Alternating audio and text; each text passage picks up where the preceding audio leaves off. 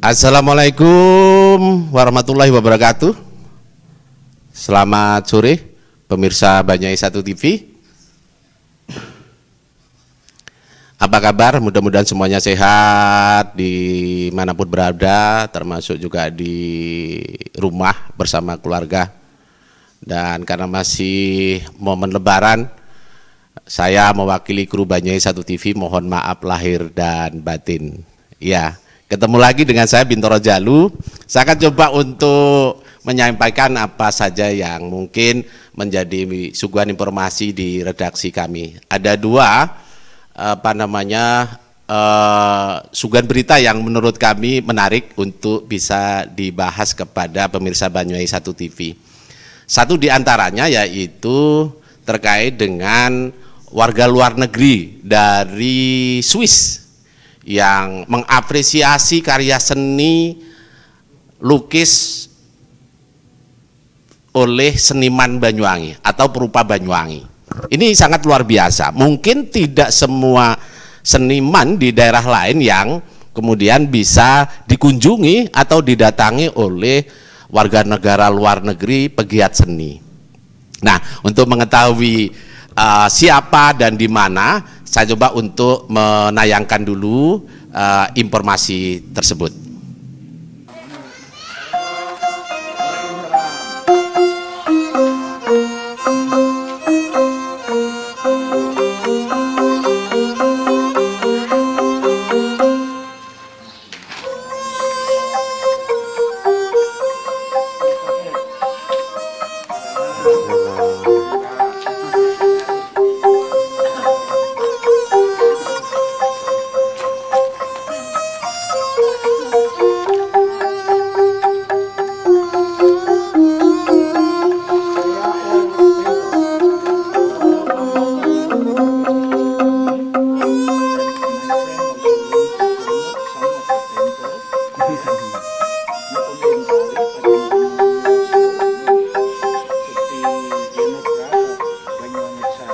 Pemirsa, karya seni rupa oleh seniman di Banyuwangi, Jawa Timur patut diacungi jempol.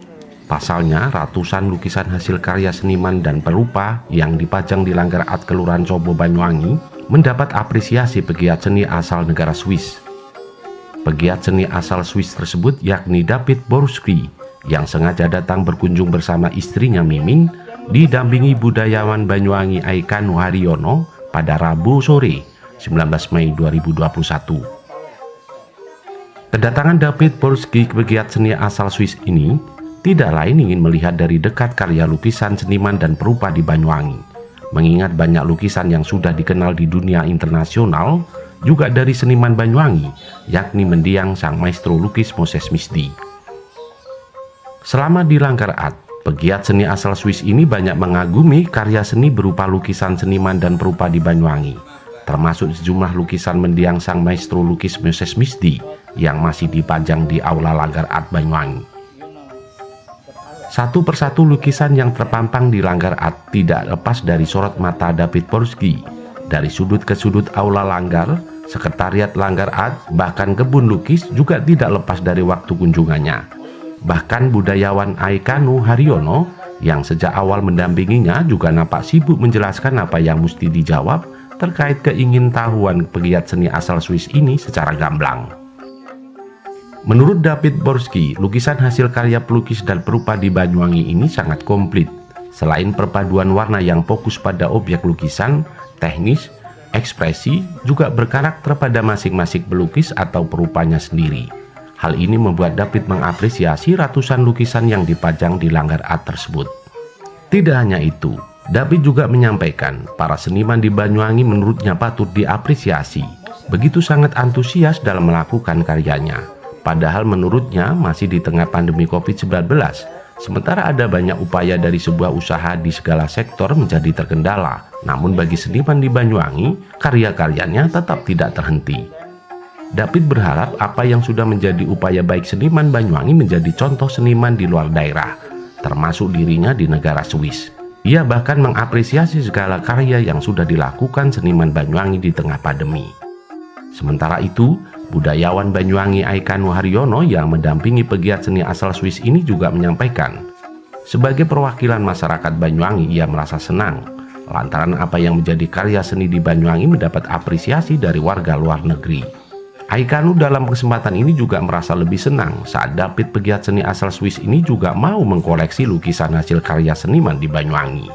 Lebih jauh, Aikanu juga menyampaikan, kedatangan David di Banyuwangi sebetulnya tidak hanya tertarik pada seni budaya Banyuwangi, namun juga tertarik dengan sumber daya alam beserta panorama Banyuwangi yang begitu indah.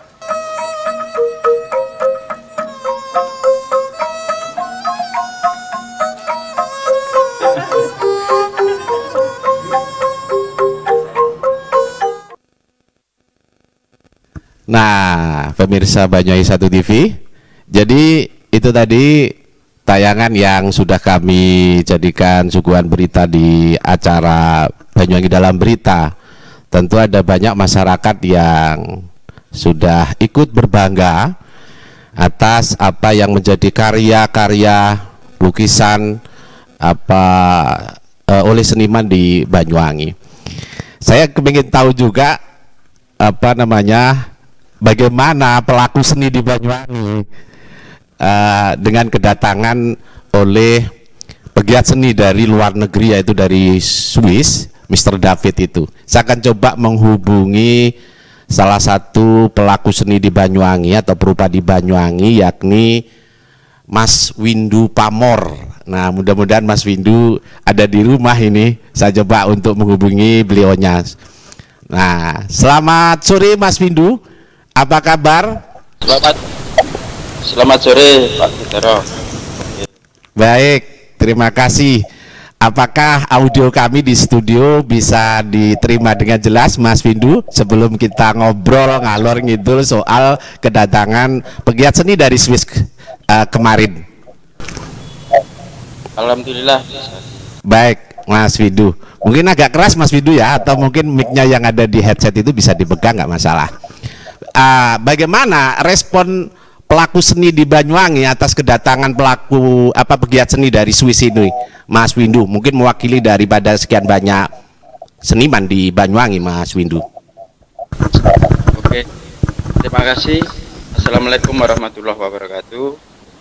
Sebelum saya menjawab pertanyaan dari Pak Bitoro, izinkan saya mengucapkan minal aidin wal faizin untuk pemirsa Banyuwangi 1 TV. Jadi gini, kemarin Langgarat kedatangan tamu dari Swiss, beliaunya yaitu pegiat seni. Ternyata di sana beliau juga hampir seprofesi dengan kita, cuma beliau bukan pelukis, jadi dia itu senang main drama, senang lukisan, tapi badannya yang dilukis atau tato, itu sampai Mr. David itu sampai ke negeri Jepang sana, negeri Sakura. Jadi badannya itu ditato dan itu membutuhkan waktu 5 tahun katanya. Jadi beliaunya sangat interest sekali dengan kesenian, terutama kesenian yang ada di Banyuwangi itu sendiri. Jadi kemarin kita ngobrol-ngobrol, dan bahkan beberapa bulan yang lalu atau mungkin tahun lalu itu beliaunya tuh nikah dengan acara nikah secara osing. Jadi sangat Mr. David itu sangat interest sekali dengan budaya kita, budaya Banyuwangi. Terus beliaunya juga sangat mengapresiasi karya-karya pelukis-pelukis Banyuwangi seperti karya Mbah Moses, karya teman-teman yang lain kayak Pak Edwocin, karya Pak Sugilaros, dan semua karya teman-teman yang ada di Langgarat. Ya.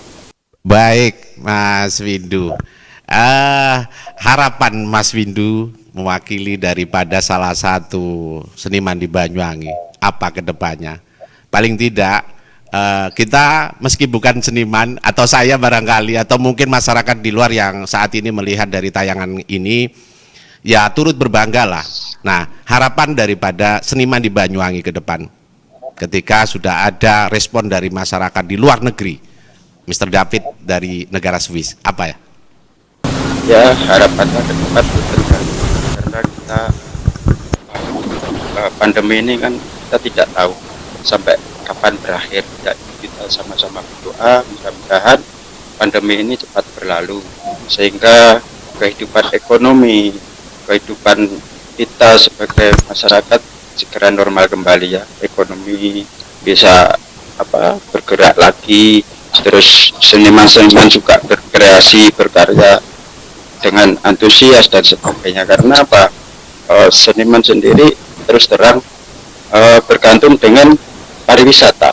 Kalau pariwisatanya nggak jalan, ya kita berproses terus terang aja ya. Untuk berkesenian juga agak terhambat, tapi kita tidak boleh mengeluh, kita tidak boleh stagnan, kita tidak boleh berhenti. Jadi kita harus tetap bergerak. Dan alhamdulillah kemarin kita bekerja sama dengan budayawan Bapak Aikanu Haryono. Beliau bisa mendatangkan tamu dari Swiss yaitu Mr. David, dan beliaunya sangat interest sekali. Jadi itu menjadi penyemangat kita, dan harapan kami ke depan mudah-mudahan tamu-tamu itu nanti kita kerjasama dengan dinas pariwisata dan dinas-dinas terkait lainnya bisa lebih intens lagi untuk itu mendatangkan tamu-tamu mancanegara. Karena terus terang seperti yang telah saya katakan tadi, perputaran dunia kesenian itu juga sangat bergantung dengan dunia pariwisata. Contohnya sekarang di Bali. Di Bali itu di sana mati suri. Karena ya itu tadi karya seni itu sangat didukung oleh pariwisata. Jadi kalau pariwisatanya seperti keadaan sekarang ini, otomatis kalau nggak 100%, tapi ya itu tadi banyak sekali presentasi perputaran di bidang kesenian itu sangat-sangat memprihatinkan. Tapi kita tetap semangat, tetap bekerja. Baik. Waduh, luar biasa. Amin, amin, amin ya robbal alamin. Jadi tidak hanya pelaku seni di Banyuwangi yang harus terlibat dengan harapan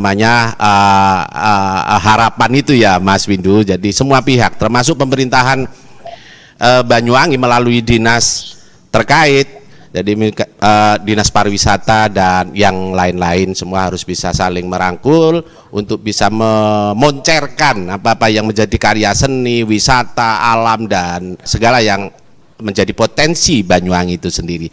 Terima kasih Mas Windu waktunya. Nanti mungkin di lain waktu kita ngobrol lagi karena ini acaranya itu acara Gesah Soren atau Info Soren. Jadi membahas apa-apa yang sudah kami tayangkan dan update di beberapa hari kemarin dan terkini itu. Saya tinggalkan Mas Windu ke studio. Terima kasih sekali lagi. Matur sembah nuwun.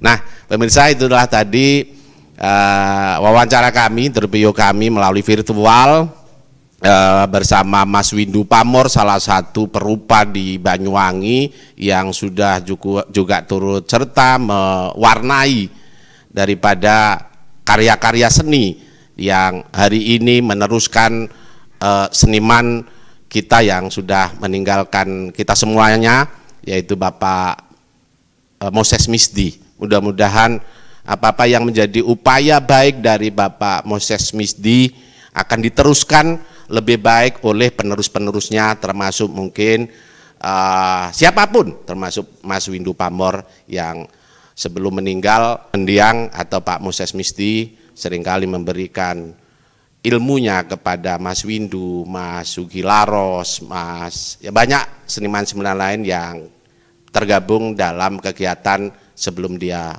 atau Pak Moses meninggal. Kembali ke acara. Nah, berita kemarin juga ada yang lebih menarik, yaitu seseorang yang nah ini menjadi bahasan banyak orang di kampung-kampung, di sudut-sudut warung, ketika ada seseorang yang tiba-tiba tertidur, apa memang sengaja tidur di atas pohon kelapa.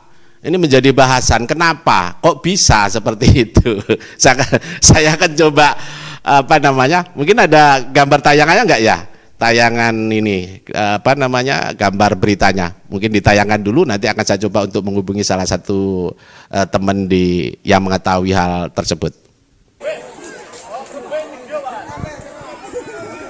Oh, alon-alon mawon.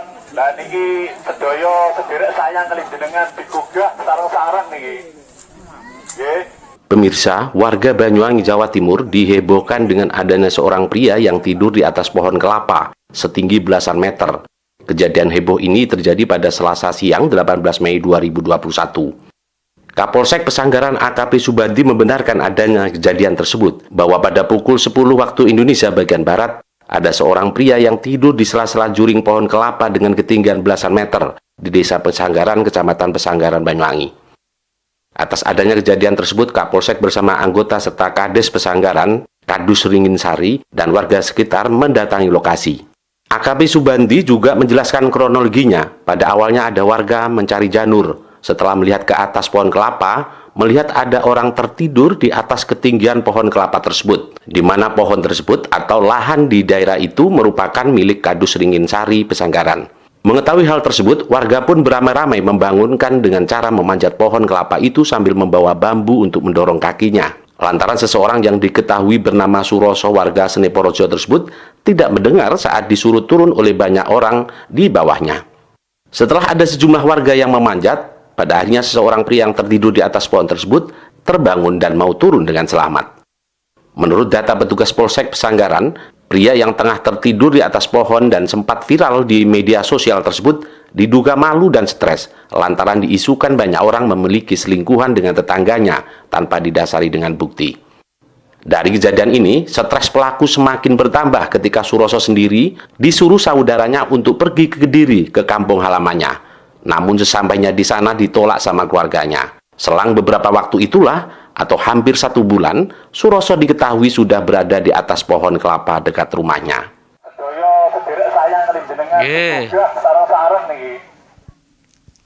Nah, pemirsa Banyuwangi 1 TV, jadi itulah tadi tayangan yang sudah kami dapatkan di lapangan, bahwa ada isu-isu yang membuat namanya Pak Suroso ya. Jadi kami juga mendapatkan data-data itu dari petugas setempat, yaitu di Pesanggaran, yang memang tidak tiba-tiba begitu saja dia kemudian istilahnya naik pohon kemudian tidur. Untuk lebih gamblang atau lebih jelas barangkali ada pelengkap lah. Saya akan coba menghubungi teman yang menjadi pegiat sosial dan juga wartawan, namanya Mas Ferry. Selamat sore Mas Ferry. Halo Mas Ferry, apakah bisa dengar audio kami di studio? Iya Pak Bin, selamat sore. Baik, luar biasa. Apa kabar ini? Lahir batin, sungkem buat keluarga. Mudah-mudahan kita tetap sehat, diberikan kesehatan, dan dimanapun dalam pekerjaan kita masing-masing, Mas Ferry. Iya Mas Ferry, tadi kita sudah melihat tayangan dari seseorang warga di daerah Pesanggaran yang tertidur di atas pohon. Bagaimana tanggapan Mas Ferry sebagai seorang pegiat sosial juga wartawan ini, Mas Ferry? Silakan. Yes, terima kasih. Sebelum menjawab pertanyaan dari Pak Bintoro, saya menyapa dulu kepada pemirsa Banyuwangi 1 TV, minal aidin wal faidin.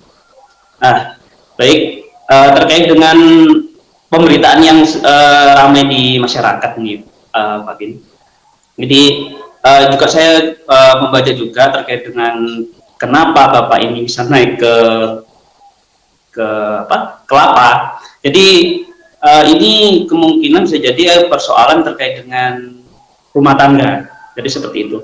Nah, persoalan apa itu terkait dengan materi. Jadi saya sangat ngeri sekali ketika melihat berita ini. Jadi ini tidak hanya perempuan saja yang bisa diusir dari rumah, tapi juga laki-laki juga bisa diusir dari rumah ternyata. Dan konyol juga naik ke kelapa setinggi itu juga gitu.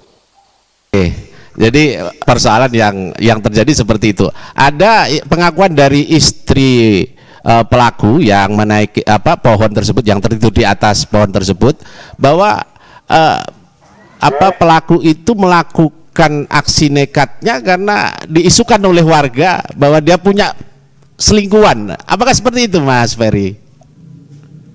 Nah, ini perlu diketahui juga untuk pasangan suami istri sih. Jadi kalau kita jangan terlalu terbawa oleh isu-isu daripada masyarakat yang ada, entah itu siapa. Jika kita tidak mengetahui secara langsung, apalagi ini berkaitan dengan hubungan keluarga, maka jangan menelan mentah-mentah percaya gitu saja. Apalagi ini kan mengorbankan daripada hubungan suami istri. Apalagi kalau ada anaknya lagi, maka anak akan nanti jadi dampaknya nanti. Yang saya dapat informasinya sih seperti itu. Selain memang persoalan materi, juga diisukan seperti itu. Yang ada di lapangan seperti itu sih. Tapi saya berharap sih untuk tidak hanya untuk pasangan suami istri ini saja, tapi untuk semua khususnya jangan percaya untuk isu-isu yang belum jelas kepastiannya. Seperti itu.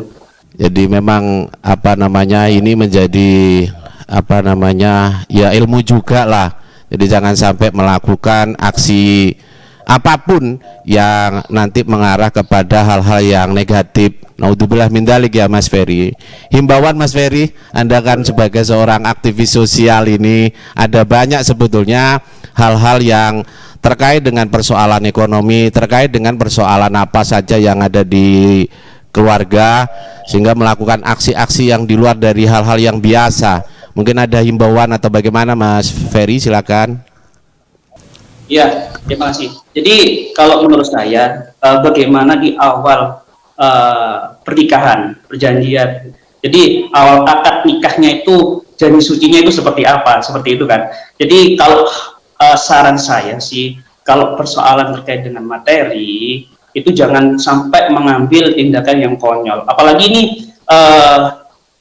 Banyuwangi ini salah satu kabupaten yang tingkat perceraiannya itu tinggi.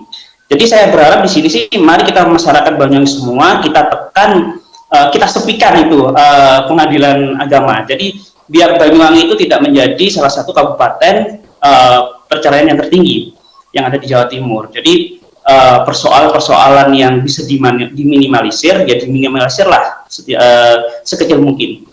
Apalagi kita harus mengacu pada anak. Apalagi di situ dalam sebuah keluarga sudah ada anak, maka dari itu jangan konyol lah mengambil tindakan atau putusan yang sepihak atau sependek mungkin. Jadi kita harus berpikir lebih panjang lagi untuk masa depan anak juga dan untuk kebahagiaan anak juga, seperti itu. Jadi di sini juga saya berharap untuk pemerintah kabupaten juga melalui instansi yang terkait, misalkan dinas sosial maupun stakeholdernya, untuk memberikan binaan atau sosialisasi lah istilahnya dalam keluarga. Misalkan di situ kan ada KB, keluarga berencana, juga di situ ada di dinas sosial. Saya berharap agar dinsos ini dengan stakeholdernya itu saling bekerja sama dan memaksimalkan program-program yang ada. Misalkan melalui PKK bisa memasukkan di situ program-programnya, seperti itu. Memberdayakan perempuan lebih maksimal mungkin, semaksimal mungkin, seperti itu melalui program PKK yang ada. Seperti itu mungkin, Pak Bintoro. Iya, banyak yang mestinya harus ada keterlibatan dari pemerintahan ya Mas Ferry, terkait dengan apa-apa yang sudah dilakukan oleh perorangan masyarakat di tengah masyarakat. Mohon maaf, dari kejadian-kejadian yang sebelum-sebelumnya ada juga yang melakukan sampai gantung diri, kemudian kecelakaan lalu lintas dan segala macam. Ini akibat daripada keruwetan pikir yang berangkat dari, ya kemungkinan besar juga dari keluarga, berangkat dari rumah, kira-kira begitu. Jadi memang pemerintah harus ada kegiatan-kegiatan yang memberikan sosialisasi kepada masyarakat terkait dengan bagaimana menyeimbangkan, kira-kira begitu ya Mas Ferry ya. Jangan sampai terus kemudian ada ulah atau kenekatan dari warga Banyuwangi yang terus kemudian melakukan ulah yang negatif, kira-kira begitu. Mas Ferry, satu kesempatan mungkin ada yang mau ditambahi sebelum kita akhiri acara, silakan Mas Ferry. Oke, sebelum di luar konteks, jadi terima kasih banyak atas kesempatan Banyuwangi 1 TV yang memberikan kesempatan kepada saya. Jadi warga Banyuwangi tonton terkait dengan channel-channel Banyuwangi 1 TV ya, terkait dengan konteks yang kita bahas. Jadi pada intinya, satu, kesetaraan gender antara perempuan dan laki-laki itu sama. Jadi di sini jangan sampai perempuan itu mudah putus asa terkait dengan materi yang diberikan oleh suami. Jadi antara suami dan istri harus saling mendukung atau saling mensupport untuk kebahagiaan dan masa depan anak. Begitu Pak Bintoro. Terima kasih Mas Ferry atas waktunya, dan mungkin besok kita bahas lagi karena waktunya sudah mepet. Dan terima kasih sekali lagi ya, saya kembali ke studio. Matur nuwun. Baik pemirsa Banyuwangi 1 TV, itulah tadi dua cuplikan tayangan yang menjadi bahasan kami di program Info Soren. Mudah-mudahan ini menjadi nilai manfaat bagi siapapun pemirsa Banyuwangi 1 TV dimanapun berada, dan kami akan coba untuk mengulas berita dan informasi yang lain di lain kesempatan. Sekali lagi mewakili redaksi di Banyuwangi 1 TV, saya tinggalkan selamat sore. Assalamualaikum warahmatullahi wabarakatuh.